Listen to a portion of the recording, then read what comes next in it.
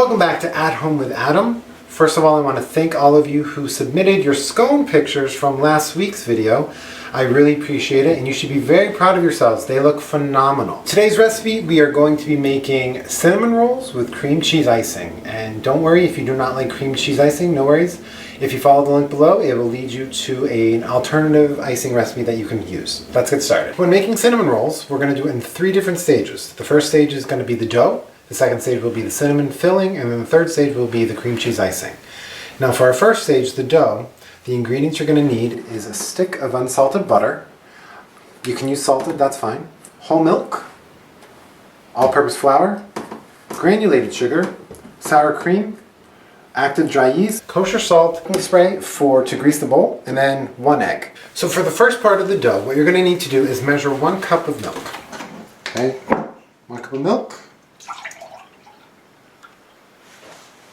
Now there's 2 things you can do. First one is you're going to need to warm this milk up. You can either do it 1 of 2 ways. You can stick it in the microwave for 45 seconds to a minute, or you can actually heat it up on your stove. Whatever you prefer. I'm going the quick route. We're going to microwave it for about 45 seconds to 1 minute. While the milk is heating up, you want to take your dry yeast. You want to take 2 1/4 teaspoons. Now if you don't have a giant bag of yeast like I do, that's okay. The dry little packets that they sell at a grocery store is exactly what you need. So just 1 of those packets would be sufficient. So you're going to need 2 1/4 teaspoons of dry yeast. Put it in a bowl.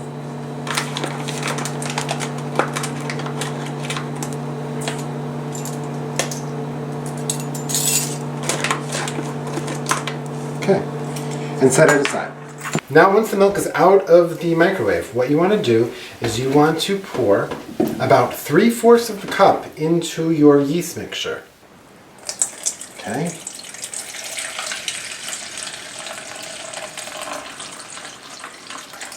Okay. Now what you can do is take a small whisk. You could take a fork or a spoon. And what you're going to do is you're actually just going to whisk it around. Okay. And for some weird reason, when you mix the milk and the yeast together, it smells like butter popcorn at a movie theater. It smells really good. So whisk, and then set it aside for about 10 minutes. And in that 10-minute time, the yeast should start bubbling and fizzing up. And once that's time, I'll show you in the video what it will look like. Okay, now for the wet ingredients. What we're going to do is we're going to take our stick of butter. Now, as you know, some of you might not know there's measurements on the stick of a butter. So we're going to need actually 1/3 of a cup. And according to this measurement guide, it says 5 1/3 tablespoons equals 1/3 cup. So we're going to count 5 1/3. I'm just going to cut it.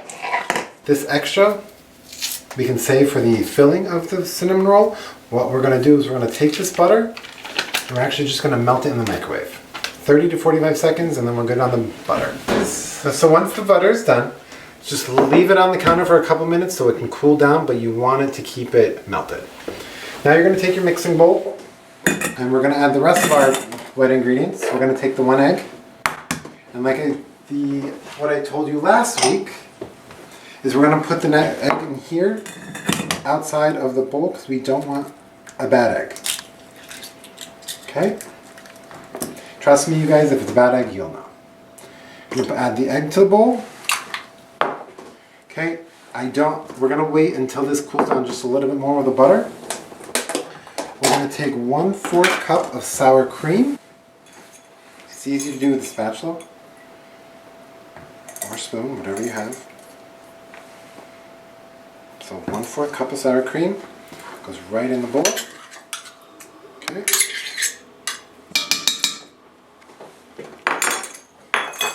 And then you're also going to need 1/3 cup of sugar.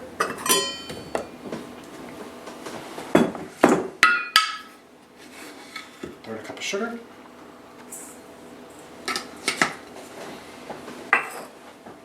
Now, this should be all set. If it's still a little warm, a little hot, you can tell you don't want your egg cooked. So just make sure it's a little bit warm.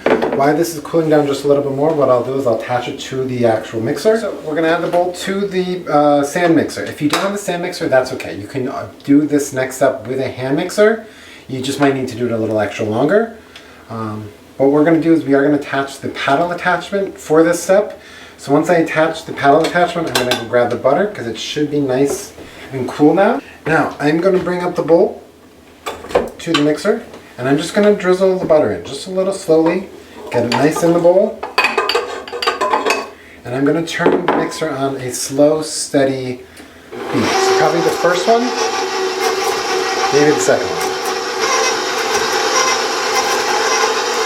Now, once you see the ingredients have been incorporated, turn it on just a little bit faster to whip the air into it. Alright, it looks pretty good. If I shut it off, let me show you what this is going to look like. So as you can see, the mixture inside of the butter and the egg and the sour cream should look like this. It's a pale yellow. And you can see the bits of the sour cream on the bottom of the bowl. That's fine. What we'll do is when we do the next step, it's going to incorporate into the actual dough itself. So I'm going to put this off to the side and we're going to get started on the flour mixture. Now onto the dry ingredients for the dough. What you're going to do is you're going to take 3 2/3 cup of flour. So again, like I showed you with the scone recipe, you want to measure your flour carefully by spooning it into the cup and not actually digging in your cup into the actual bowl. Now, cinnamon rolls, I love them. I know it's not the holidays anymore, but there's something about a cinnamon roll. They're like a comfort food. My favorite memory of a cinnamon roll is actually when my dad took my sister and I Christmas shopping. We were little. We would always go to the mall and we would always stop and get the Cinnabon cinnamon rolls. They were huge. Of course, we would each get one. My father would have no problem finishing his, whereas my sister and I, we barely finished it. We probably only were able to get half of it done. But they were so good, I still remember. And unfortunately, there's not a Cinnabon around here. But my dad and I would still travel at Christmas time to West Farms in Connecticut, where they actually have one. 3 2/3 cup of flour, all-purpose flour. And then what you're going to need next is just kosher salt. And all you need for kosher salt is 1 teaspoon. The best way, I like to put my kosher salt inside of a small dish like this. It's easier to get than getting it from the box. So 1 teaspoon of kosher salt, sprinkle it on top, and then you're going to grab a whisk. And you're just going to whisk it to make sure the salt and the flour are incorporated into one another.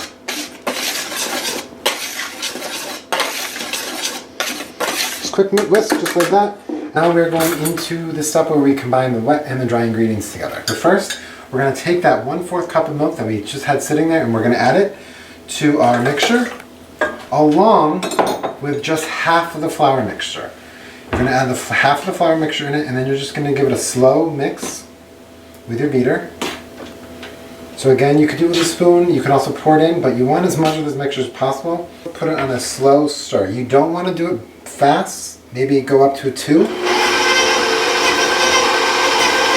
So I didn't mix it that much, maybe a minute, maybe even less than a minute. That's half the flour mixture and the rest of the milk. Now what I'm going to do is take the yeasting mixture, which is just the warm milk and the yeast that's been sitting out for about 10 minutes.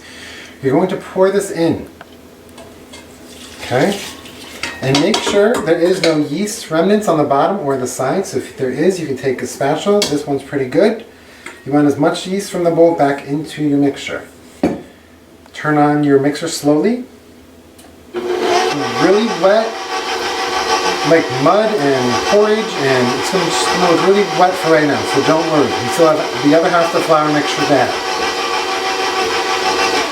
So I'm going to stop right there, and now I'm going to go ahead and add the rest of the flour mixture. Now, since there's a little left, instead of scooping it in, I'm just going to lower the bowl, take this part off, and I'm just going to take the bowl out so I can go ahead and just pour the rest of the flour mixture in. Alright, now, so you are going to need the paddle whisk attachment for just another maybe 45 seconds, and then we'll switch over to the dough hook. Okay. Again, stir slow. Go out slow. You don't want to beat it really fast. Go slow. It's coming together. That's when it's your cue to take off the paddle attachment and now the dough hook. Okay. Now at this point the dough is going to be very sticky, and that's normal, so use your finger to scrape it off. You can use a spatula. Just get off that dough as best you can. Now this is the dough hook. This is what you want to put onto your mixer next. So the good thing with the dough hook is that start off slow, and once you see the dough starting to come together into a ball, Then what you're gonna do is turn it up a little bit faster, maybe to a 4 or 6. So right here, I noticed that the dough is just a little bit wet still, and the cinnamon roll dough is not wet. You can add a little bit more flour. You can go ahead and add a tablespoon of flour at a time. It doesn't have to be level, so don't worry about it, but this will help the dough form into what you are looking for. Okay? I noticed that it's still a little wet, so I'm gonna add 1 more tablespoon and then it should be fine. All right, now you'll know if your dough is done. If you touch it and nothing comes out, that means your dough is done. Okay? So again, if it's too sticky and if stuff comes on it, that means you need to add a little bit more flour. But my dough is actually pretty good. It doesn't have anything, so we know it's perfect. So we're done with the flour, and it looks like we are good with the mixing. Okay? So we're gonna get you can use the same bowl you used for your flour, and what you're gonna do is you're gonna spray it with the pan. Okay? We're just gonna grease that bowl up. What you're going to do is you're going to transfer this bowl of dough into that bowl. So now once we do have the dough done, what you're going to do is, like I said, spray the bowl with Pam. You're going to transfer this bowl of dough right over. Alright, just like so. And then what you're going to do is you're going to put a cover on it. You could put a towel, you could put saran wrap on it. Tin foil will work. Now the best way to do this is you do need to let it sit for at least an hour. You can also let it sit for 24 hours. Now the best tip that I can give you on this is what I do is it needs to be in a warm place. Leave your oven off, but turn the light on in your oven. So what you do is you're going to cover it, stick it in the oven with your light on, and you are good for about an hour. So let me just show you. I did a dough earlier, and I want to show you what it's going to look like after an hour or so. You can see the difference. This is the dough once it's done mixed, and this is the dough that's done basically proofing. So this dough's been in the oven with just light on for about an hour and a half to 2 hours. And that's all you need. So this dough is what we're going to be working in with our cinnamon rolls. This dough I'm just going to put a cover on it and stick it off for later.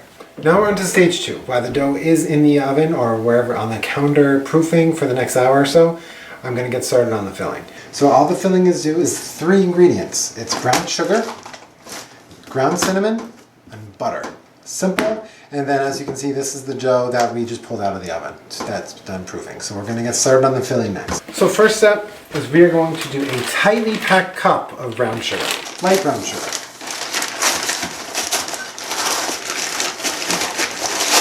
Alright, and then once you get some in, just pack it down. You want as much as that can get in that cup as you possibly can. If you don't think any more can squeeze in there, trust me, push it down and pack it tight. Just like that. So 1 cup of packed light brown sugar. Okay? And then you need about a tablespoon of cinnamon. It is a lot of cinnamon, but it's a cinnamon roll, so you do need a lot of cinnamon. It's about a tablespoon. And if it's a little bit over a tablespoon, that's fine as well. Now, to break it up, I'm going to grab a fork, simple fork, and just start mixing it all up. Breaking up this brown sugar with the cinnamon. So good. Now if there's some parts of the brown sugar that are rocky and clumpy, just go in with your hand and just break it apart with your hands. Because you're going to be using your hands in a moment anyway to shape the dough anyways. Now the best part about filling is, if you don't think this is enough, add more. Make more, it's simple, you can always add more. If you want extra cinnamon and brown sugar, do it. Alright, it is like a sand consistency. It's a consistency of sand. Alright, so that's good. So our filling is done, so we're going to set it off to the side. And now the next step what you need to do is clean off your workspace. Make sure there's no residue of butter or eggs because we need to roll out the dough next. Now we're going on to shaping the dough. What we're going to do is take the dough out of the oven and you're going to punch it down, and then you're going to fold the dough over like so. Okay? That dry part on the top is alright, don't worry about it. You're just going to keep folding it over. Okay, punch in. That smells really good. Now what you're going to do is put this off the side and grab a handful of flour and then flour your work surface. Okay, now the size you are looking for to roll it out is the size of a sheet pan. That's why I put this out here so you can see the size you are going for. I'm going to take the dough, okay, flatten it a little bit. I lightly flour the top. You don't need a lot of flour, just it sort of avoids sticking to the rolling pin. And then you just roll it out, okay? Okay, and now it shouldn't stick to the counter if you flour the counter perfectly. And what you're going to do is roll it out some more. Now, if you like thick cinnamon rolls, the thickness you want to go for is about 3/4 of an inch. If you want soft and gooey cinnamon rolls, like I like, you want about 1/4 of an inch thick, okay? Now what I do is just stretch it out a little bit. Okay, and if it breaks, that's okay. Those seals together. Okay. The rolling pin and just roll back and forth. You're doing the thinning and you're doing the stretching. That's the purpose of this part. Okay, now it looks a little long this way, so lift it up like this and just stretch. Now, if I want to take a look, almost, pretty good, almost. Let's stretch it out, and I do this way. We're gonna roll it out this way to get a little bit longer.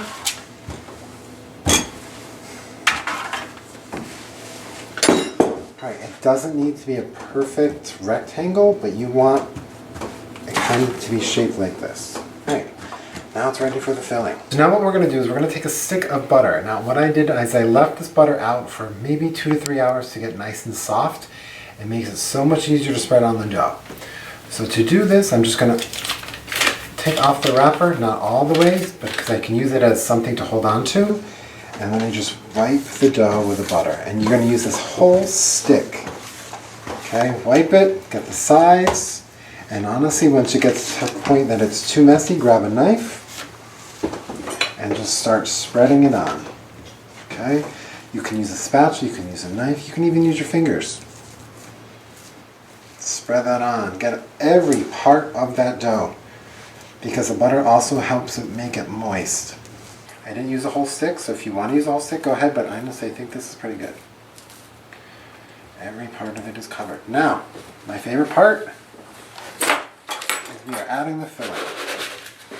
Again, crumble it up, same consistency, and then just sprinkle it on. You can even pour it on, but if you pour it on, you want to make sure it's spread out throughout the entire dough.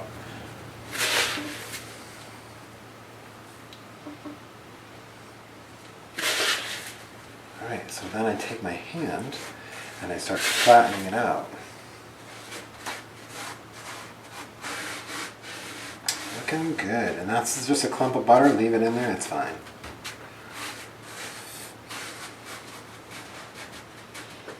Alright, we're good on this. Now, my fun part. I love doing this part. I don't know why, I just do. I'm going to take the side that's closest to me, and you want to take the long side, not the short side, you want to take the long side. And you want to tightly roll this. Start at one end and work all the way to the other. Tightly roll this. Get that cinnamon to stay inside, and it's okay if you push down. Now once you get the first part down, you can roll it again. Okay, roll it, roll it, roll it. Okay, now it should be easy to roll. Roll, and as you're rolling it, push out the dough, spread it out some more. Okay, roll it some more, squeeze in. Alright, roll out. Okay. Roll out. Okay, now towards the end. This part, we're going to use as a seam. So roll it one more time, and we're going to flip over. Okay? Now what we're going to do is we're going to take an egg, we're going to crack open an egg, mix it really well, and then we're going to brush it to help close the seam off. So we're going to take, like I said, we're going to take the egg, crack it into a bowl. You can use a whisk, or if you have a fork handy, just whisk it really quick.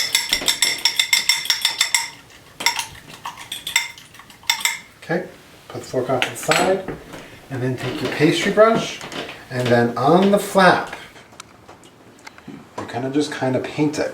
Paint it on there. The egg will act as a glue, which is good because that's what you want. You can also paint it to the side of the part that's rolled. Alright, and all you want to do is that. Paint it and close it. And honestly, what I'll do here to make it easier is just paint this whole thing. And you don't have to use the whole egg, you just want to glue it. Okay. Alright, now this part, now that I've glued the seam together, I'm going to put the egg off to the side and I'm going to just kind of pull it just a little bit. Straighten it out, and if the edges, if the filling comes out of the edges, don't worry about it. So now you have a nice roll of a cinnamon roll. So now we get to do the cutting part, and I'm going to show you a secret tip on how to cut a cinnamon roll. So now what we're going to do is we are going to cut the cinnamon roll, and I'm not using a knife because I've learned that using a knife on a cinnamon roll is you're actually squishing the dough together and you're not going to get that nice swirled appearance on a cinnamon roll. So I'm going to use my trusty device that I learned back in 7th grade and in culinary school. You're going to take unflavored dental floss, okay? You're going to cut a long strand. And now what you're going to do is you're going to get underneath the cinnamon roll. Going to easily slide. And then what you want to do with the end piece is just cut the end piece. You're not going to use that because there's not enough filling there, but we can still bake it off. You're going to take your dental floss like so, bring it together, and cross and pull. So what's going to happen is you're still going to see that swirl, but that's why this is the end. You're still going to see that swirl, and you can still put it on the baking sheet. We're still going to bake that up. It'll be delicious. There you go. Look at that one. Very nice. So you want to put on the sheet pan at least 2 inches apart, because what we're going to do for the next half an hour after I cut the rest, they need to sit for half an hour and rise before I put them in the oven. Like I said, we preheated the oven to 350 while these were setting aside and rising for another half an hour. As you can see, they've plumped up nice and big. So now the oven is ready and we're going to stick them in the oven for about 25 minutes. You do want to check them after about 20 to see if they're golden brown, and I'll show you how to check them after. Now, because we are doing 2 sheet pans, I would rotate them halfway through, 12 minutes on one level and 12 minutes on the other, just so they can get an even bake. We're on our last stage. You're almost done. You've almost made it. You guys can do this. So the ingredients we need for the frosting part is we need confectionery sugar, a little bit of lemon juice, a stick of room temperature unsalted butter.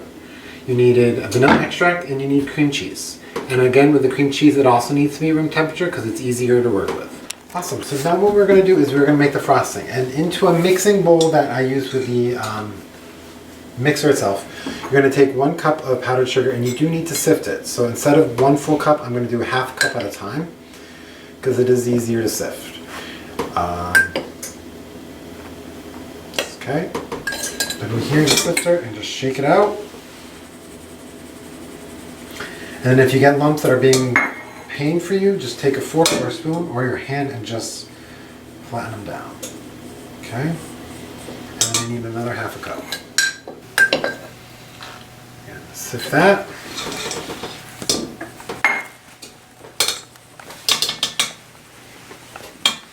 What I like about the sifter, it just rests nicely top of your bowl, so you don't have to just hold on to it while you're getting your ingredients. You're going to need a teaspoon of lemon juice, a teaspoon of vanilla extract.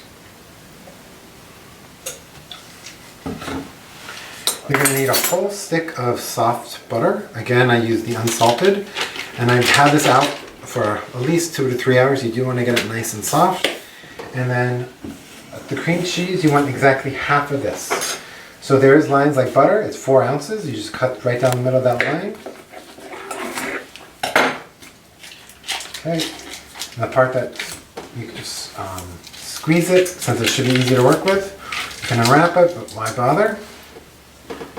Okay, and then I add it to the mixer. So bring it over to the mixer, and then you're just gonna have a small stir. Put the paddle attachment on, and just mix. Now what you want to do is you want to mix it for a couple minutes, because it's going to be, if the air is going to incorporate into it, it's going to be a nice whipped frosting. That's it, frosting is done. Alright, so I've cooked it for about 25 minutes, and I'm going to show you an easy way to tell if they're done. First, take them out of the oven. They smell really good, really, really good. And then what you're going to do is just push the center of them. If they are done, they're nice and firm. If they are not done, they're going to be squishy. These are really good. These are nice and firm. Let me grab the other ones.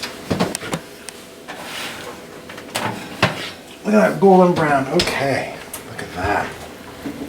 So now, before you delve into the cream, the icing, you need to give it, yes, don't mind the lights, I am a giant, I'm 6'3".